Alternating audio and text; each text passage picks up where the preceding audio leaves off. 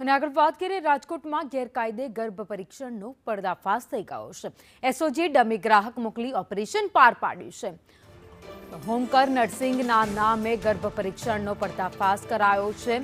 સીતાજી ટાઉનશીપમાં ગર્ભ પરીક્ષણનો આ ધંધો ચાલતો હતો।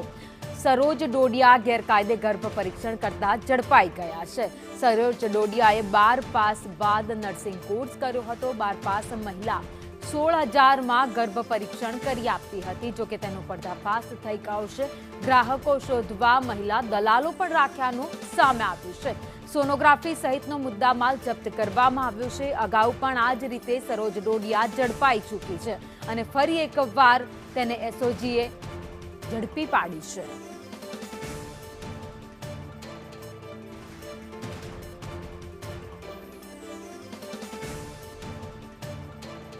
તો હોમકર નર્સિંગ હોમના નામે ગર્ભ પરીક્ષણ ત્યાં ચલાવવામાં આવતું હતું। જો કે એસઓજીએ તેનો પર્દાફાશ કરી નાખ્યો છે। રાજકોટમાં એસઓજી પોલીસે ગર્ભ પરીક્ષણ કરનાર મહિલાને ઝડપી પાડી છે। સરોજ નામની આ મહિલા જે 16,000 રૂપિયા લેતી હતી ને ગર્ભ પરીક્ષણ કરી આપતી હતી। એટલું જ નહીં, જે ગર્ભવતી મહિલાઓ હોય તેમને શોધવા માટે, તેના ત્યાં લાવવા માટે થઈને તેણે દલાલો પણ રોક્યા હતા અને દલાલો થ્રુ આ તમામ કામ કરાવતી હતી।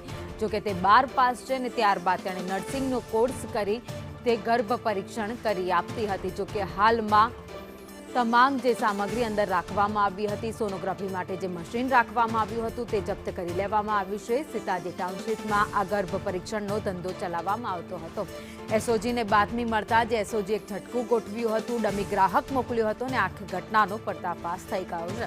જો કે આ પહેલી વાર નથી, અગાઉ પણ અનેક વાર રાજકોટ સહિત રાજ્યભરમાંથી આવા ગર્ભ પરીક્ષણ કરી આપતા હોય તેવા લોકો પર તવાઈ બોલાવાઈ છે અને તેમને ઝડપી પાડવામાં આવ્યા છે। ગર્ભ પરીક્ષણ કરાવવું પ્રતિબંધિત છે, તેમ છતાં પણ કેટલાક લોકો પૈસા કમાવા માટે આ કરતા હોય છે।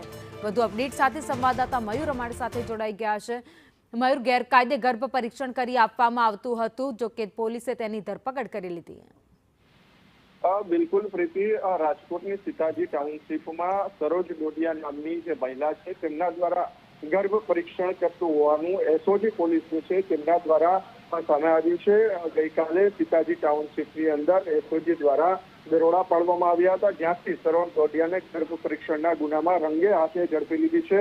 સરોજ ડોડિયા અગાઉ પણ આ પ્રકારે ઝડપાય છે અને તેમના જ કારણે ગ્રાહકો શોધવા માટે તે મહિલા દલાલ રાખતી હોવાનું પણ સામે આવ્યું છે। પોલીસે મહિલા દલાલ મારફત સંપર્ક શરૂ કર્યો હતો અને રવિવારે બપોરે સરોજ આપેલા સમય મુજબ મહિલા કોન્સ્ટેબલ સહિતના સ્ટાફને અહીંયા મોકલવામાં આવ્યો હતો। હાલ 4,10,000 નો મુદ્દામાલ સોનોગ્રાફી મશીન સહિત જે છે તે કબજે કરવામાં આવ્યો છે અને જે કાયદેસરની કાર્યવાહી જે છે તે તાલુકા પોલીસ સ્ટેશન દ્વારા હાથ ધરવામાં આવી છે।